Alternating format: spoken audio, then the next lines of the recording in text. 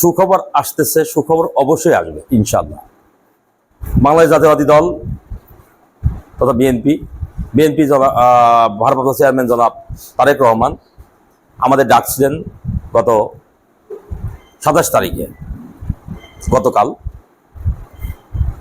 Gulshan party অফিসে ডাকছিলেন। সকল যারা বিএনপির মনোনয়ন প্রত্যাশী সকলকে ডাকছিলেন। সেখানে উনি একটা কথা স্পষ্ট বলে দিয়েছেন, ঐক্য ঐক্য ঐক্য। ওনার মূল কথা সারমর্ম, ঐক্যের কোনো বিকল্প নাই। আমাদের ক্যান্ডিডেট যতজনই থাকুক না কেন, একজনকে ধানের শীষে মনোনয়ন দেওয়া হবে, তার পক্ষেই সকলকে কাজ করতে হবে। এখানে আর একটা কথা বলেছেন, আপনারা মিষ্টি খাচ্ছেন, আপনারা আনন্দ উল্লাস করছেন, এটাও করা যাবে না। আমরা ফেসবুকে যারা দেখছি মনোনয়ন পেয়েছি, আলহামদুলিল্লাহ, মিষ্টি খাচ্ছি, শুকরিয়া, এই যে করে বেড়াচ্ছি, এটা টোটালি চাটমোহর ভাঙ্গুড়া ফরিদপুরবাসীকে একটা বড় ধরনের ধোঁকা দেওয়া এবং মিথ্যাচার করা। ওনারা অনেক বিজ্ঞ মানুষ, ওনারা অনেক বড় মাপের নেতা, ওনাদের জন্য এটা মানায় না। কারণ উনি এটা করতে বাধ্য হচ্ছেন এই কারণেই, চাটমোহর ভাঙ্গুড়া ফরিদপুরে উনি আজ প্রায় 3 মাস ধরে এসে কাজ করছেন। উনি আজ পর্যন্ত 5%ও গ্রহণযোগ্যতা বা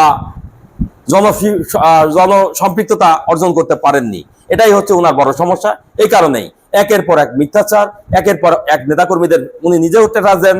উনি মনোনয়ন পেয়ে গেছেন, উনি প্রাথমিক মনোনয়ন পেয়েছেন, গ্রিন সিগন্যাল পেয়েছেন, উনি গতকাল রেড সিগন্যাল পেয়েছেন। জনাব তারেক রহমানের স্পষ্ট কথায় মনোনয়ন কাকে দেওয়া হয়নি, মনোনয়ন দেওয়া হবে আগামীতে। কবে দেওয়া হবে এটা দলের সিদ্ধান্ত, হাইকমান্ডের সিদ্ধান্ত। আমাদের চাটমোহর ভাঙ্গুড়া ফরিদপুর তথা পাবনা 3-এর নয়, সারা বাংলাদেশের সকল আসনেই একসঙ্গে একই দিনে সকলকেই মনোনয়ন দেওয়া হবে, এই বলেই উনি ওনার বক্তব্য শেষ করছেন। আমার দলের নেতা জনাব তারেক রহমান একটা কথা স্পষ্ট বলেছেন, দীর্ঘ 17 বছরের আমল নামা দেখা হবে। 17 বছরে কারা ছিলেন, কি করেছেন, কোথায় ছিলেন, কোন অবস্থায় ছিলেন, কারা অবৈধ দখলদারির সঙ্গে জড়িত, কারা আওয়ামী লীগের ফ্যাসিস্ট আওয়ামী লীগ সরকারের নেতাকর্মী নিয়ে যারা পথ চলছেন, যারা চলছেন এখন কাজ করছেন, তাদের নিয়েও কথা বলেছেন।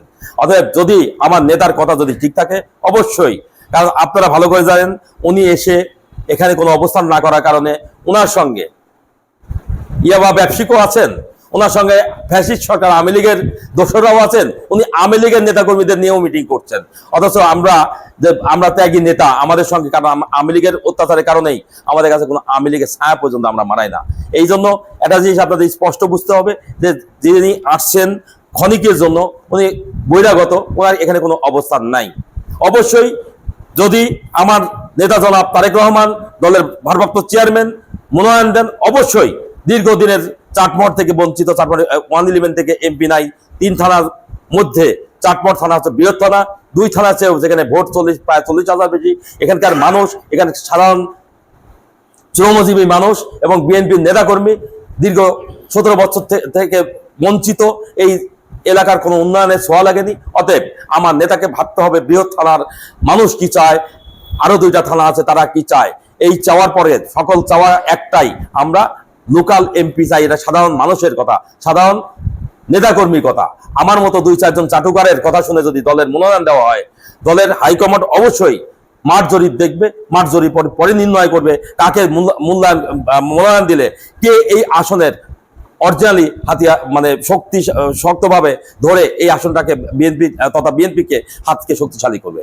আমি স্পষ্ট বলে দিয়েছি, আমাদেরকে 2বার ডেকে নিয়েছিল। কারণ যার জনসম্পৃক্ততা নাই, যার জনপ্রিয়তা নাই, যাকে সাধারণ মানুষ ভোট দেবে না, ভাসমান মানুষ, কারণ বিএনপির ভোট তো সব ভোট নয়, সাধারণ মানুষের ভোট আছে। আমরা স্পষ্ট বলে দিয়েছি ওনাকে মনোনয়ন দিলে এখানে কোনো অবস্থাতে জিতানো সম্ভব নয়। এটা আমি হাইকমান্ডকে ডাইরেক্ট সরাসরি এই কথাটা বলেছি। আপনারা প্রয়োজন হলে মাঠে যান, মাঠ জরিপ করেন। মাঠ জরিপ করে যদি আমার কথা মিথ্যা হয়, আমাকে যে শাস্তি দিবেন আমি সেই শাস্তি মাথা পেতে নিব। আমি শুধু এটুকুই বলবো, চাটমোহর ভাঙ্গুড়া ফরিদপুর তথা পাবনা 3-এর সকল বিএনপির নেতাকর্মী সহ সকল জনসাধারণকে বলবো, আপনারা আমার জন্য দোয়া করবেন।